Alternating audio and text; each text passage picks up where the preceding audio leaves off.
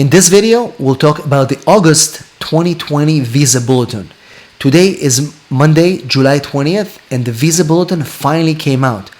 It took forever. Everybody's been waiting for it. So in this video, I'll break down the significant movements in certain categories and what to expect next. So what are you waiting for?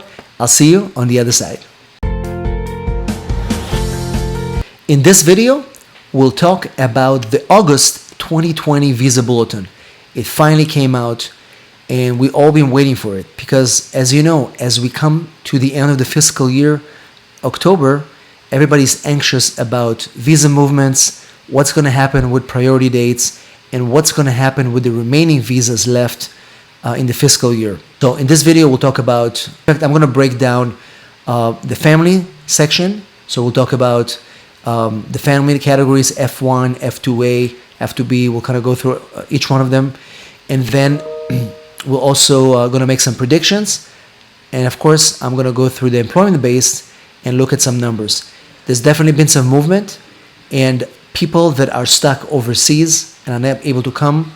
So visa numbers are definitely decreasing. So we want to know what's going to happen with those visa numbers that are not being used.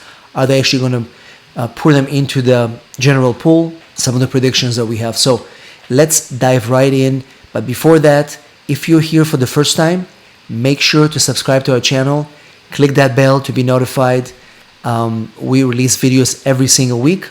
And as well as click that like, so YouTube is going to recommend our videos to people just like you who want to be able to get this information.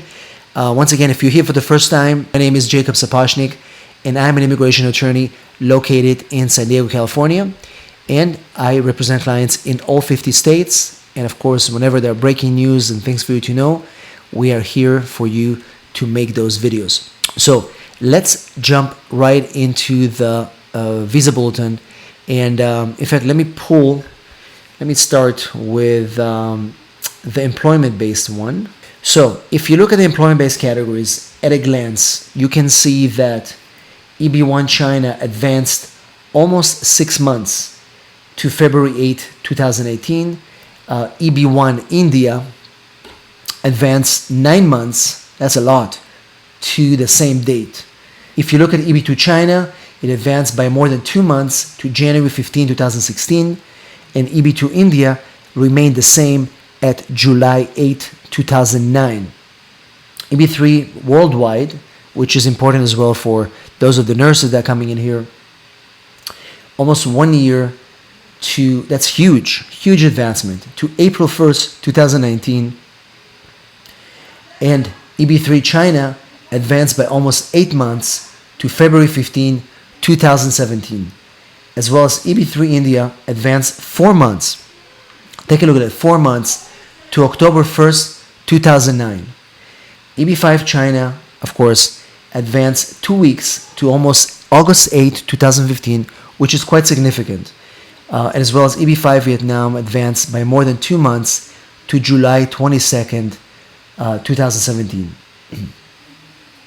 So these are definitely significant advancements.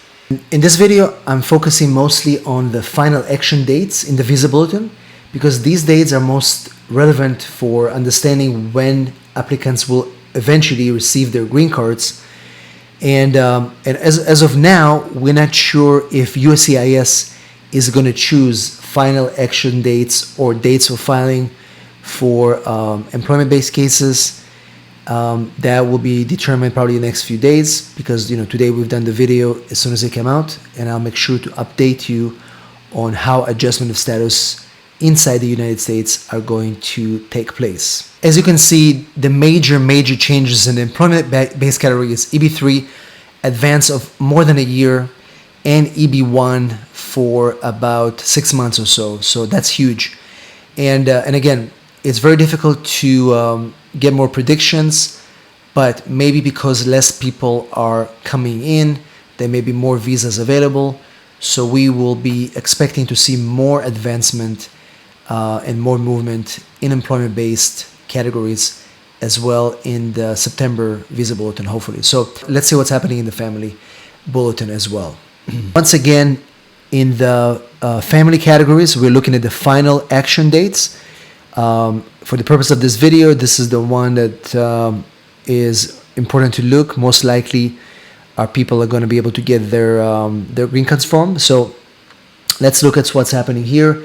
F2A remains current as well for August. So what that means is that spouses of green card holders and children under 21, if they are inside the United States, they are eligible to process their adjustment of status. This has been current for the past several months, and we expect that to remain current as well for September. And again, a lot of people who are able to enter the U.S. before all these bans are now able to benefit, as long as they're in legal status, to file for their significant others. If you're looking at the F2B category, so for example, if we look at the Philippines, last month we were at January 1st, 2011. F2B right now for the Philippines is April 1st, 2011. So we have a nice 3 months movement. If you look at F3 for the Philippines, so in July we were at August 15, 2001, and now we are November 15, 2001.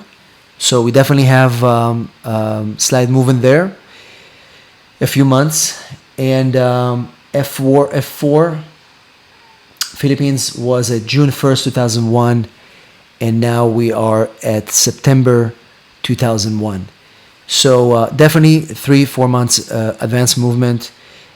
Some modest movement, not as much as an employment-based, but we definitely are grateful that F2A categories is still current. And again, people are waiting, and we know that people are waiting and people are anxious about it, but this is definitely a steady movement. And the prediction of the State Department is that steady movement will continue to progress as we enter into September and October, maybe some big surprises in October. But this is what we have right now in the family chart as we see it in the August 2020 bulletin. So, the Visa Bulletin is a really, really important source for you to understand when you can actually immigrate. So we always tell our clients, as you continue to follow the Visa Bulletin, make sure you prepare all your documents. Be ready for when the priority date becomes current. As you can see, sometimes the dates jump even by a year. Like we've seen it that happened in the employment category this month in the EB3. So some of these nurses that were waiting, we have a lot of clients in that category as well. If you don't have your documents ready, it could be essentially devastating, because if you're not ready to file in the month when your priority date is current, if you miss that, next month there could be retrogression, visas can go backwards and you miss the boat. So we always tell people, make sure you prepare all the documents as you continue to follow the Visa Bulletin, so when the dates become current, you're not gonna miss the boat and fail to file documents on time. How are the current proclamations impacting the Visa Bulletin? Well, as you know, embassies are not issuing visas for many categories. So where in the past, before we had that kind of ban, people were coming to the U.S. Embassy in order. So if you have a fiancé visa filed, if you are a spouse of a green card holder, you go to the embassy at your current priority date is current, when the visa is available, when the embassy is open, and you can get a visa. Well, right now, embassies are closed. We've got 2 proclamations that were extended through December. So many people are not able to get visas, and their priority date really mean nothing. So if you are current, but you're not able to come to the United States because your embassy is closed or because you're barred, then essentially you're missing out on your visa number and you have to wait. What's happening with those visa numbers? Well, currently it's really hard to say. They may be overflow to some visas into people that are currently in the United States.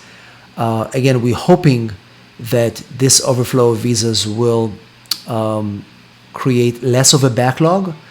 I mean, at least something. So we'll see. But again, there's some indication that it is actually happening, especially in the employment-based categories. So we'll see. But of course, we still remain worried. We have a lot of clients that are stuck overseas and they are waiting for their interviews. We'll continue to do videos to update people how to apply, when embassies are going to reopen, and what to do when that happens. But again, keep following the Visa Bulletin. Make sure your priority date is current. And then when that happens, keep in touch with your U.S. Embassy and see, some of you may qualify for exemptions to be able to come. So it's really important to stay in touch with your attorney and monitor the situation every single month. So we'll continue to provide updates for the Visa Bulletin every single month. And if you have any questions, make sure you post them in the comments below. Once again, please subscribe to our channel. We'll make sure to provide videos like this every single week. Click that bell to be notified of any videos that we release. And let me know in the comments if you have any questions about the Visa Bulletin for August and what are the main concerns that you have about your immigration case. So once again, thank you for watching. I am Jacob, and I'll see you in our next video.